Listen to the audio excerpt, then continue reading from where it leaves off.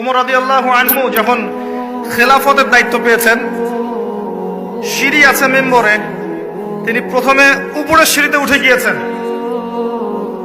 কিছুক্ষণ পর হঠাৎ তার কি জানি মনে হলো, তিনি আস্তাগফিরুল্লাহ পরে আস্তে আস্তে নিচের সিঁড়িতে নেমে আসলেন।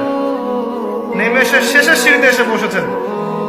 বসে বলছেন যে প্রথম উপরের সিঁড়িতে দাঁড়িয়েছিল রাসূলুল্লাহ সাল্লাল্লাহু আলাইহি ওয়াসাল্লাম, নিচেরটাতে দাঁড়িয়েছিল আবু বকর সিদ্দিক রাদিয়াল্লাহু আনহু। আমি এখানে বসার জন্য নিজেকে যোগ্য মনে করলাম না, তাই আমি শেষের সিঁড়িতে এসে বসেছি। যত আল্লাহওয়ালা মানুষের সোহবতে যাবেন, আপনি আত্মশুদ্ধি পাবেন। তাদের সোহবতে যান যাদের ভিতর অহংকার নাই, তাদের সোহবতে যায়েন না যাদের ভিতর জ্ঞানের অহংকার আছে। সৎস্বর্গে আপনি স্বর্গবাস পাবেন, যদিও স্বর্গ শব্দের সাথে আমরা একমত।